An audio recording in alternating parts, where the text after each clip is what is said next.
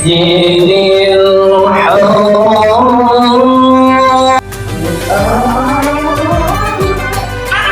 Sebagai DKM Mushola Jaya mengucapkan banyak terima kasih bapak-bapak, ibu-ibu yang telah sempat menghadiri di majelis yang penuh barokah di Mushola Al-Hidayah dalam memperingati Isra wal Mi'raj Kanjeng Nabi besar Muhammad Sallallahu Alaihi Wasallam. Marilah kita panjatkan puja dan puji syukur kehadirat Ilahi Rabbi yang mana telah banyak yang daripada hakim sholat yang banyak bagi kita untuk bisa Muhammad mungkin. Bismillahirrahmanirrahim. Assalamualaikum waalaikumsalam warahmatullahi ta'ala wabarakatuh.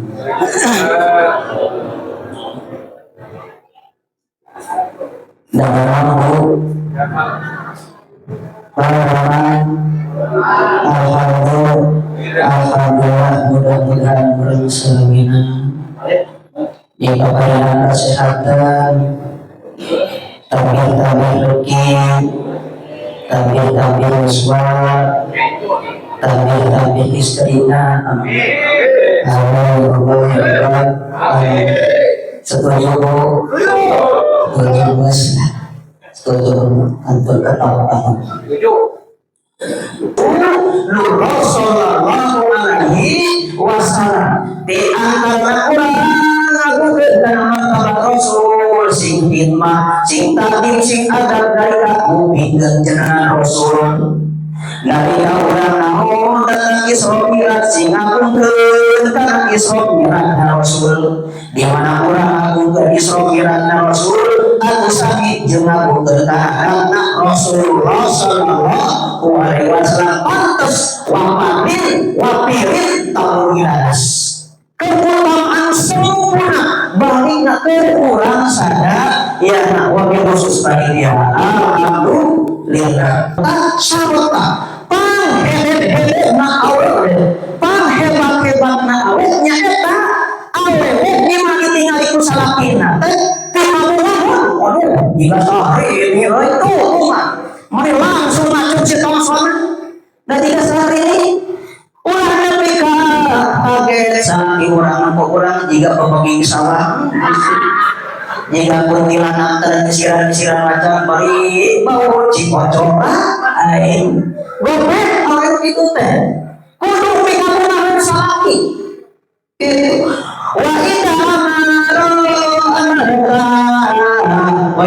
mata angkat di mana anjeun marentah kaonan sanajan awe ke aya dina tong kuda ceuk salakina nyi saungkeun kan dirinya halu dingke lamun nolak wayahna setiap tukang colokan bukan poe ngalanan teh awe dina subuh mikeun awe ke dina cocok salakina hayang kieu we ieu bener ya lain joran na kudu lijen wayahna wa idza bobaan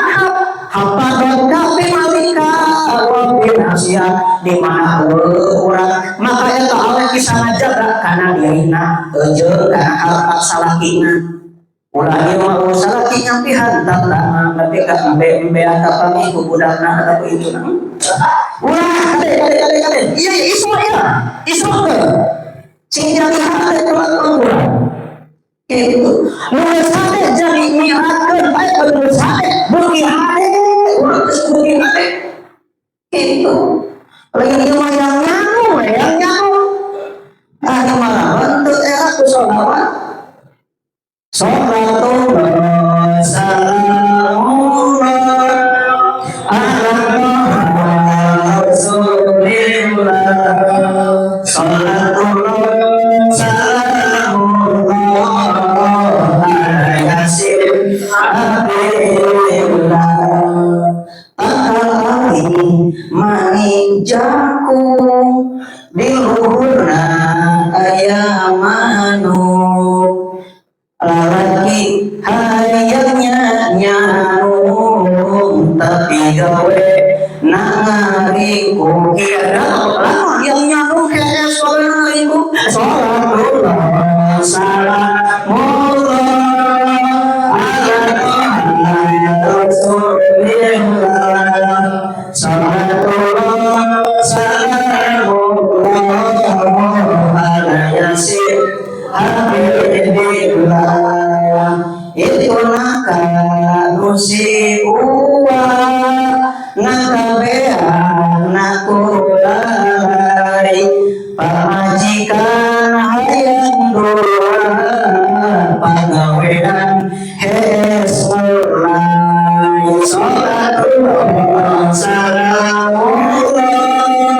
ala rasulillah salatullah salamullah ala yasin abdillah aki-aki terbicarana ini budak domba salaki zaman ayeuna hayang pamajikan dua tapi cus usaha hadirin sadayana tinggal isrokan dilakukan kalau orang sadaya di keluarga di pamajikan sing sopan udah ketika asuh imah assalamualaikum nocompan salam orang teh tok assalamualaikum hade nama di mana lebih kalau aku assalamualaikum warahmatullahi taala wabarakatuh. Ya, dia cerita aja.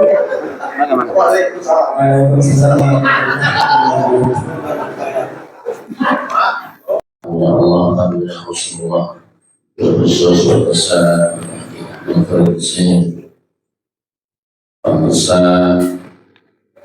pencerahan pertama menubahnya andung sebenarnya. Bukan senang andung. Bapak Kepala Desa dan stafnya, harsa Bapak Wisata, alhamdulillah bisa hadir bersama kita, mengatur acara, sedaya para jemaah, rahimahumullah. Tidak dapat disebutkan ada satu persatu, bukan pembagian beras maupun yang goreng yang tidak disebutkan.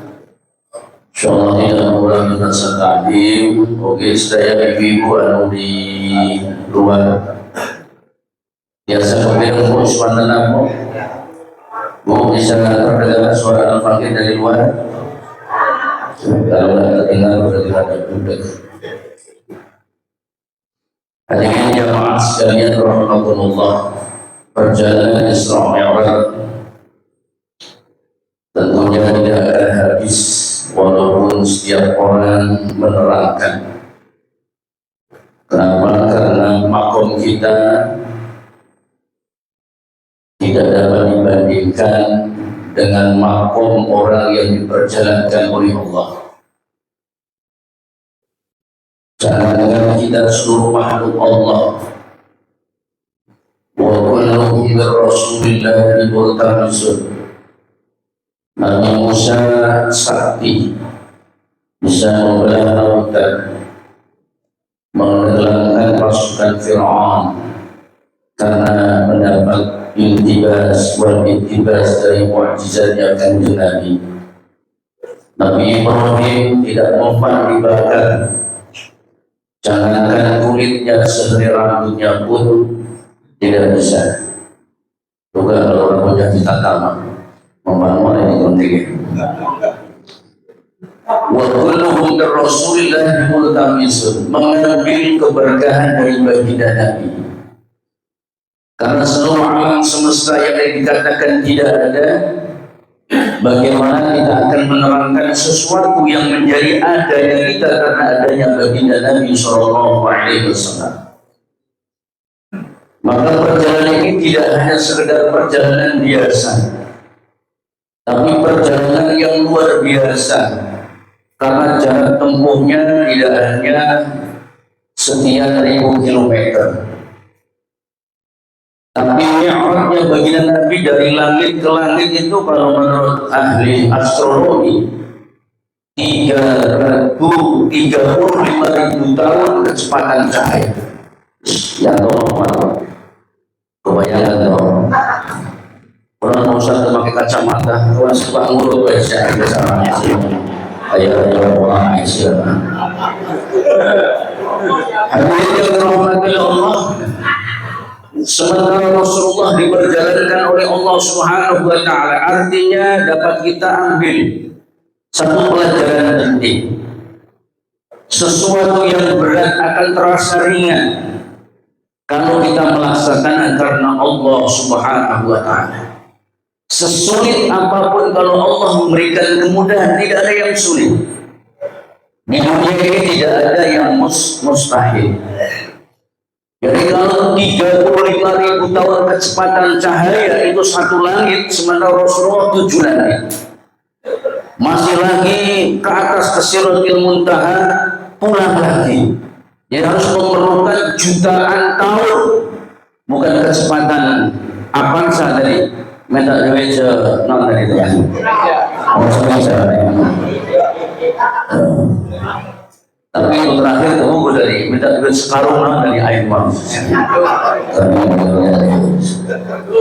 Hadirin yang dirahmati oleh Allah Subhanahu wa Ta'ala, maka Rasulullah mampu menjalankan perjalanan ini lailan. Ini sebenarnya nakirah. Tadu ala qillatil zaman, menunjukkan sedikitnya waktu malam. Karena kalau malam itu min ghurubi syamsi ila turuqil fajri disebutnya malam. Tapi lailan di sini tadu ala qillatil zaman. Waktunya cuma sebentar.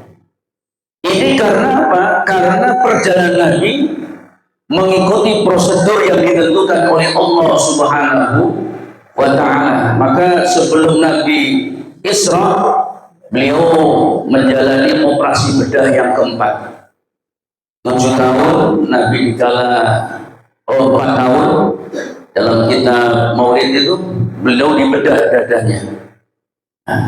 Wa yakhruju min hadis syaitan, dibersihkan, diambil hatinya, dikumbah melalui baki yang terbuat dari emas dengan dicuci air zam-zam. Dikala usia 10 tahun, dikala Nabi mau menerima wahyu Allah Al-Quran, karena ini perlu pembersihan. Dalam Al-Quran, "Lau anzalna hadzal Qur'an ala jabalin la ra'aitahu khashi'an mutasaddian min khasyatillah." Andai Quran itu diturunkan ke gunung, gunung akan hancur. Tapi Al-Quran diturunkan kepada Nabi, kalau tidak diberikan kekuatan oleh Allah, gunung saja hancur. Kira-kira kalau Yanto didagorkan karena batu, yang ngeri batu atau tapi Rasulullah mampu diturunkan kepada Nabi, maka dibersihkan terlebih dahulu. Dan yang keempat kalinya, dikala Nabi mau di-Isra dan di-Mi'rajkan oleh Allah, juga dibelah oleh malaikat Jibril, hatinya dikeluarkan, dicuci dengan tosin itu baskom dari emas, dibersihkan dengan air zam-zam. Maka air Zam-Zam ini air yang paling steril di dunia. Ya, untuk bisa mematikan seluruh virus. Tapi bukan virus jamur ya. Kalau virus jamur susah. Jamur berjalan dari bawah umur yang susah orang yang airnya di bawah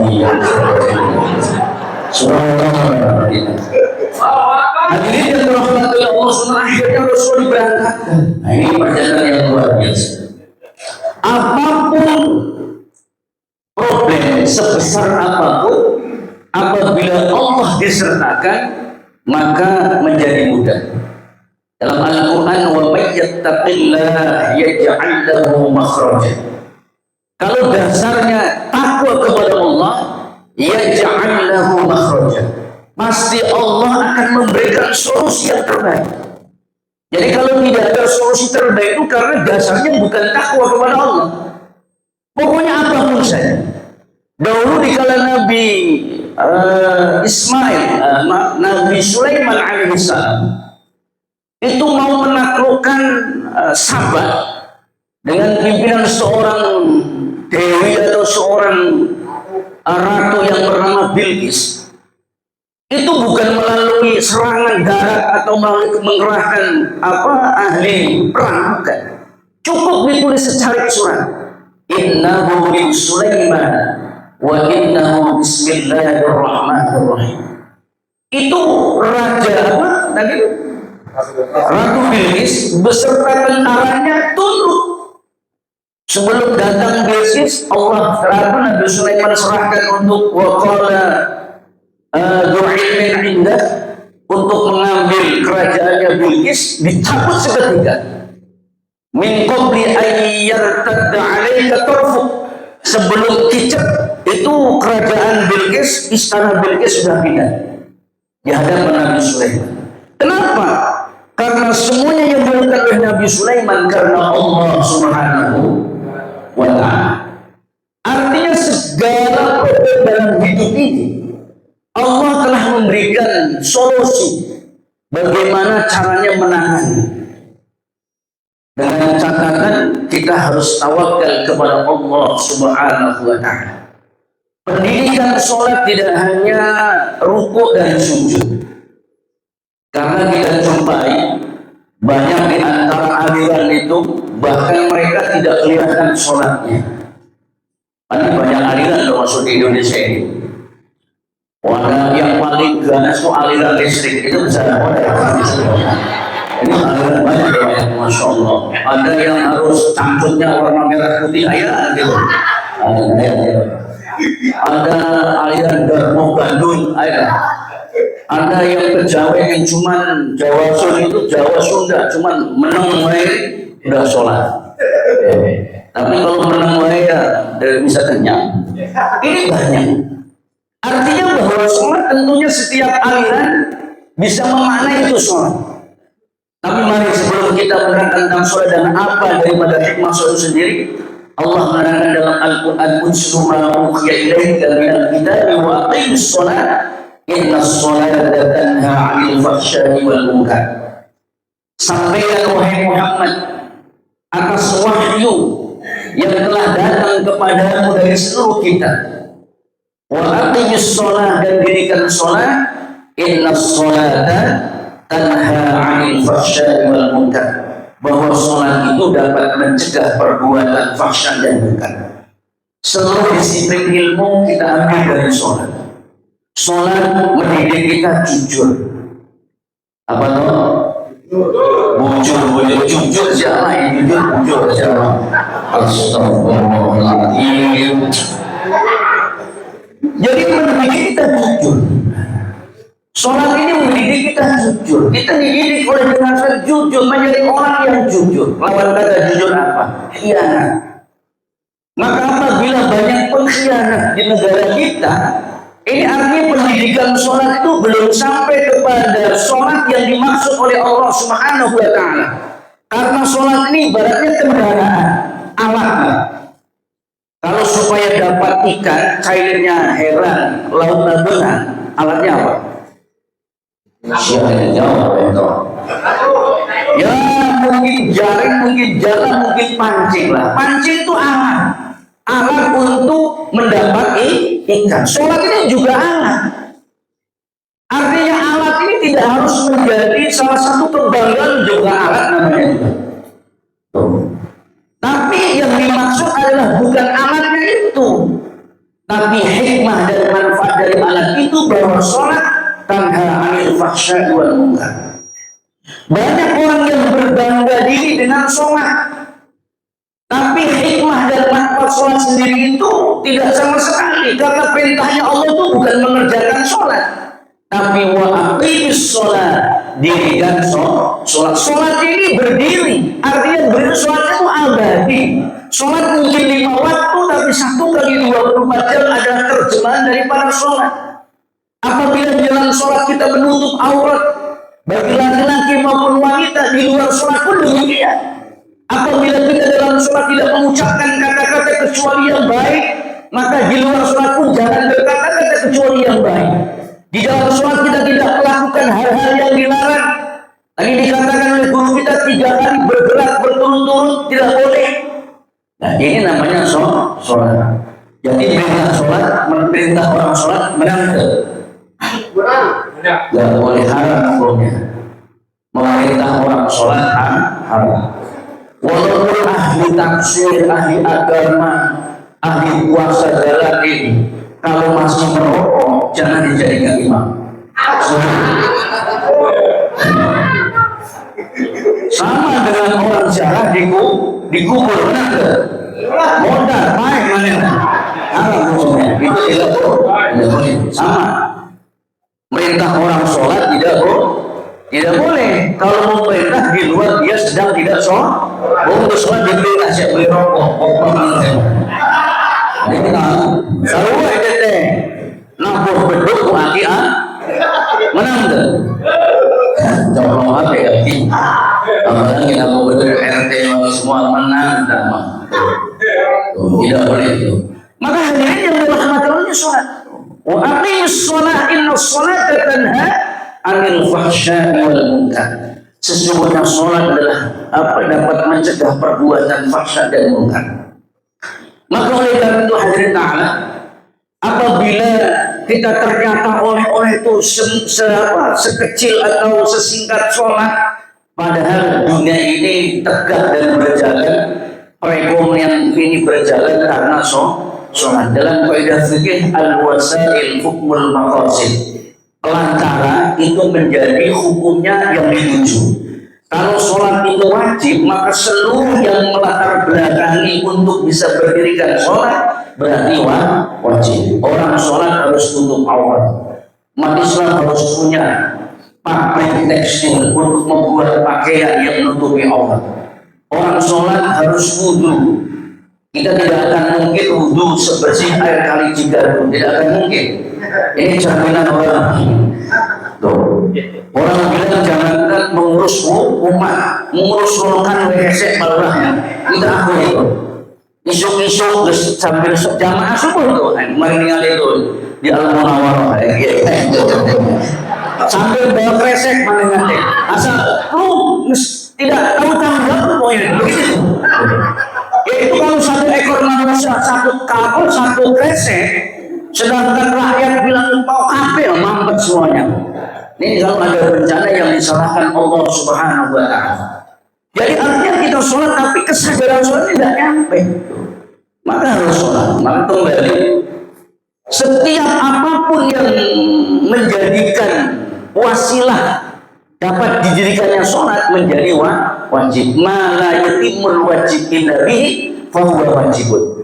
Sesuatu yang tidak akan mungkin berdirinya kewajiban kecuali dengan sesuatu tersebut, maka yang menjadi pelantara adalah wajib. Umat Islam harus punya sumber air yang bersih. Tidak mampu untuk disedot, maka kita punya mesin sakit, bebeskan di bawah kedalaman 115 meter air yang bersih. Umat Islam harus punya pertanian yang luas, karena makanan kita adalah nasi. Kalau jukut domba, kalau zapati jagung, mau zapati masak jagung. Hari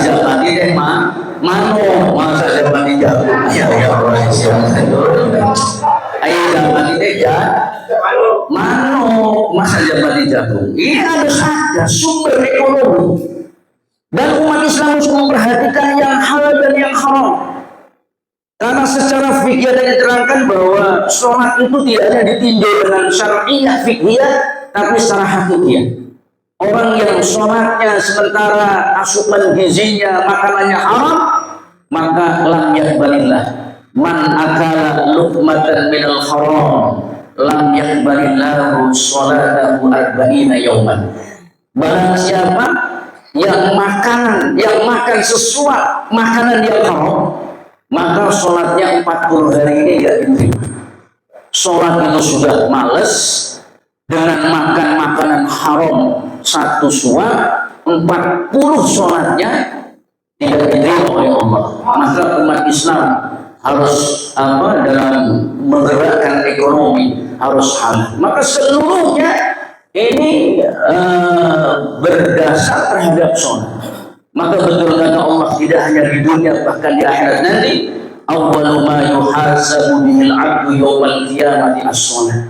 Yang standar utama kesuksesan seseorang baik di dunia maupun kelak di hisab adalah sholat. Sholat ini juga membangun sosial.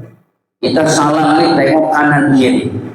Kata Nabi, seseorang yang nama bata wajaruhu jari'un, tidak termasuk umat kami orang yang tidur pula selaman karena kenyang, sementara tetangganya tidak bisa tidur karena rumahnya bocor, hujan dahar, listrik tidak ada, sementara tetangganya tidur pulas. Ini tidak umat kami.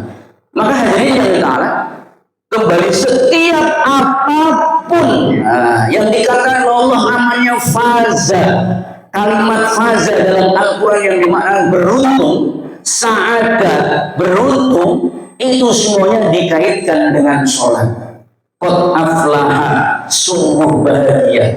Maka apapun saja yang berkaitan dengan iman, dengan ketenangan, dengan pangkat, dengan kenikmatan, dengan kesuksesan, semuanya terkait dengan sholat. Maka sholat ini sebagai solusi. Wasta'inu bis-sabri was-sholat. Innal insana lafi khusrin illal ladzina amanu wa 'amilus shalihat wa tawassaw bil haqqi wa tawassaw bis sabr. Dan sabar ini adalah upaya cara kita memohon pertolongan Allah was-sholat dan sholat. Maka oleh karena itu hadirin yang dirahmati Allah, maka pelajaran Isra Mi'raj bersama meningkatkan iman. Karena begitu Rasulullah sepulangnya Mi'raj ini, banyak yartaddu man adallah, banyak orang-orang sahabat yang tadinya iman menjadi murtad. Bisa kita ketahui ada golongan Abu Lahab, ada golongan munafik Abu Sufyan, ada golongan orang Lengkong Jaya Abu Gosok. Nah, ini lahir dari setelah ini tantangan, Pak. Kenapa? Karena mulut ini dikatakan Muhammad mengada-ngadakan.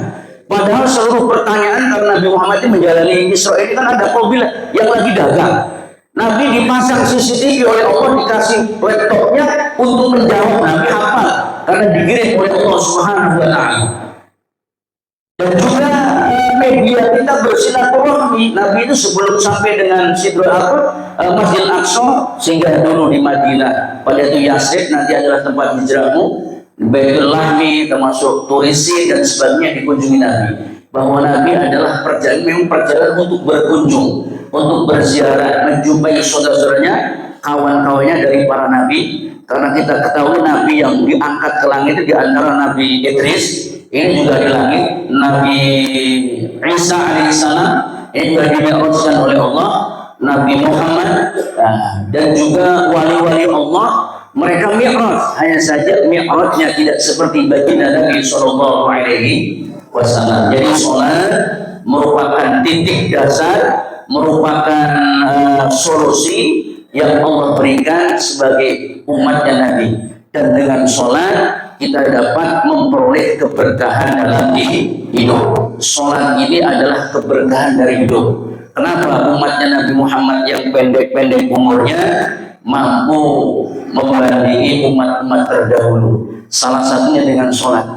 Intidharus sholat lissolat, sholatun, orang yang menunggu sholat untuk mengerjakan sholat adalah sholat. Di saat kita seusai sholat duhur, nah, maka kita menunggu datangnya asar karena untuk menjalankan sholat asar, maka dari duhur sampai asar dicatat adalah sholat.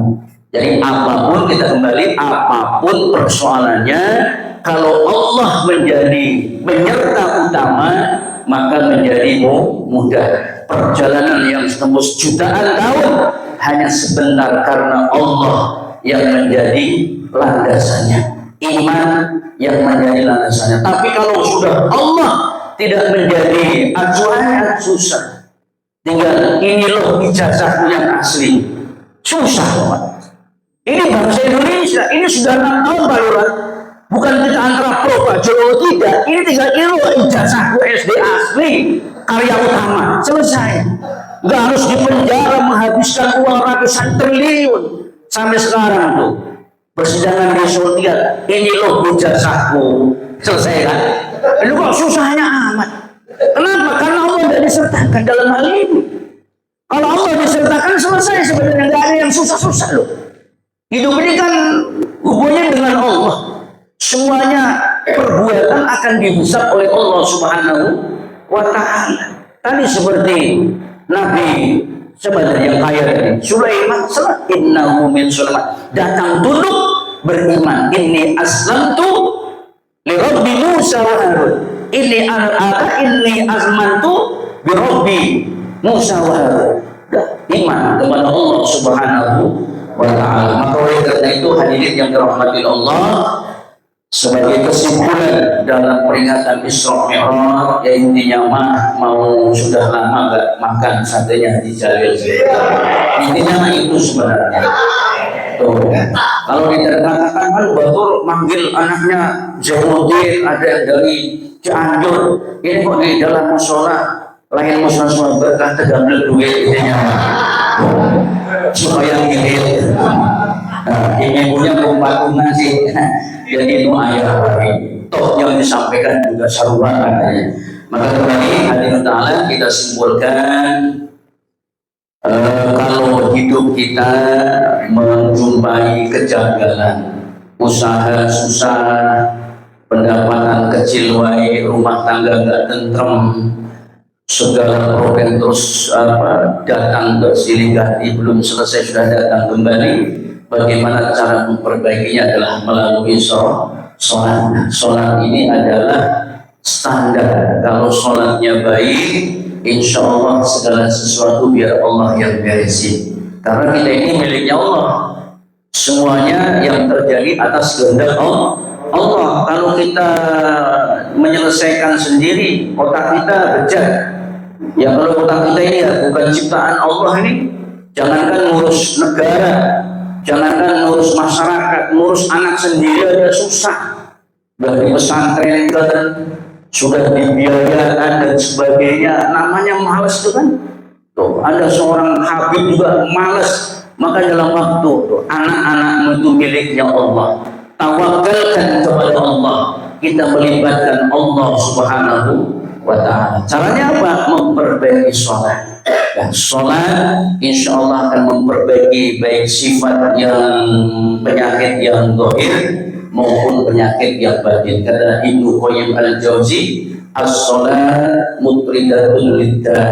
Sholat itu dapat mencegah seluruh macam penyakit, termasuk penyakit jasad, medis maupun medis, penyakit nifaq dan sebagainya. Sihatul abdan, dapat mempersehat badan kita sehat. Wa mujlibatul rizki, sholat itu juga dapat menarik rizki. Mau sholat tengah jalan, tabrak mobil, jasa aja 50 juta. Ya, coba rizki. Ini tuh sholat ke masjid jamaah pas pajar keserempet mobil, lihat kan? Tidak apa-apa. Tadinya pengen umroh, pengen haji, pengen sholatnya jangan hanya sholatnya di kaum tua, 1 rakaat nilainya 1 tuh. Kalau di Mekah kan jadi 100.000, Nenek-nenek ini berpikir kalau aku sholatnya cuma di kaum tua, seusia aku hanya berapa daftar sholat kami. Tapi kalau kami bisa ke Mekah, sholat serokaat sama dengan 100.000. Kalau kami bisa singgah selama dalam umroh 5 hari kali 5 berarti 5 kali 5 25 rokaat kali 100 sekian kan gitu. Ini setiap subuh berangkat sempet tadi orang kaya. Ma pengen apa? Pengen umroh. Walhasil orang mobil diberangkatkan umroh. Jadi kalau ada mama pengen umroh, serempet mobil ya gitu mah. Ya ini sudah gitu. Nah ini berkahnya sholat. Makanya sholat tidak wajah lebar. Mudah-mudahan semuanya Pak Haji Jalil sehat selalu, Pak Haji Data istiqomah, Pak Lurah sehat dalam rangka menyempurnakan jalan beliau dan bisa naik kembali, dan juga seluruhnya mobil khusus DKM Bapak Haji Hardi Sing Sareha, Allah kasih kesembuhan sehingga alhamdulillah kita bisa sesarana dalam rangka mengisi amal baik, terutama dalam setiap pertemuan. Kembali wasiat terakhir dalam sholat ada sholawat kepada Nabi. Sholawat kepada Nabi tidak hanya kepada Nabi, tapi kepada keluarganya Kanjeng Nabi. Hari-hari ini, saat-saat ini banyak forum nasab oleh Bapak sekalian. Kita tetap Jamriyah Nahdlatul Ulama, guru-guru kita dari Mbah Yai Khalil Bangkalan, Mbah Yai Hashim. Kami mengambil ilmu dari Mbah Yai Busro, Mbah Yai Busro dari Mbah Fakih Asy'ari, Mbah Yai Fakih dari Mbah Hashim, Mbah Khalil, dan seluruh guru-gurunya di antara Nahdlatul para habaib. Kalau hari ini ada orang memecahkan umat, tuh sampai dengan Habib Lutfi menyebut Yahudi, PKI dan sebagainya, ini adalah upaya Zionis non Muslim yang sedang memecah belah bangsa Indonesia ini. NU dijebak dengan tambang dan sebagainya. Ini juga persoalan yang sengaja direncanakan oleh orang-orang yang tidak senang. Apabila ada di kampung kita insya Allah cinta kiai, cinta habaib, karena kita meyakini para guru-guru kita, para bapak kita ulama ahli sunnah wal jamaah, mereka mengisbat bahwa Rabbitoh Alawiyah adalah dzurriyyah Nabi. Selesai. Kita bukan urusan karena Mbah Yai Hashim, Mbah Yai Khalil mengisbat kita ini punya apa. Jangan baru kemarin sore lahirnya baru hari Kamis sudah memerintih. Nah ini adalah akan muncul. Nanti suatu zaman tetap kita istiqomah ala manhaj nabawiyah, ikuti guru kita, tambah ilmu, dan kita dalam sholawat wa ala ali sayyidina Muhammad kepada keluarga Nabi. Wah kan bukan keturunan itu. Nah, kalau keturunan saya dengan keturunan antum mungkin sama, tapi kalau sudah berkaitan dengan Nabi itu ada berbeda. Walaupun Allah tidak mengutamakan kemuliaan dengan keturunan, dengan takwa, iya, tapi keturunan yang ada dengan Nabi itu mulia. Sandalnya Nabi aja bisa mi'raj, sementara Jibril berhenti dalam batasnya. Ulama mengatakan bisa dikatakan sandalnya Nabi lebih mulia dibandingkan Jibril. Jibril hanya batas zona Jibril, sedangkan sandalnya Nabi menyertai Nabi. Mudah-mudahan kita tetap bisa menjaga ahli sunnah wal jamaah dan tetap cinta kepada kita dan para habaib, dan mudah-mudahan kita sampai dengan meninggal tetap mencintai ahlul baitul Mustafa.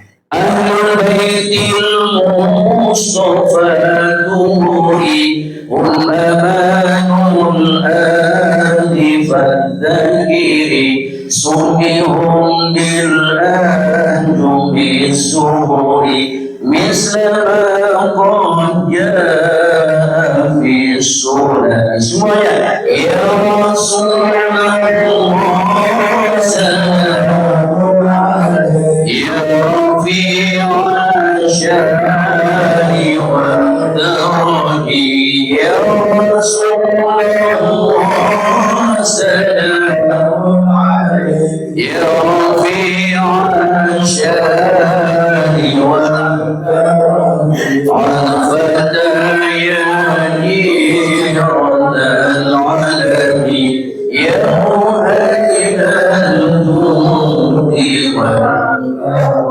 itu saja yang dapat sampaikan. Kurang dan lebihnya mohon maaf yang sebesar-besarnya, terutama pada keseruan bersyukur kami Bapak Ahmad Farizen apabila waktunya terlalu malam.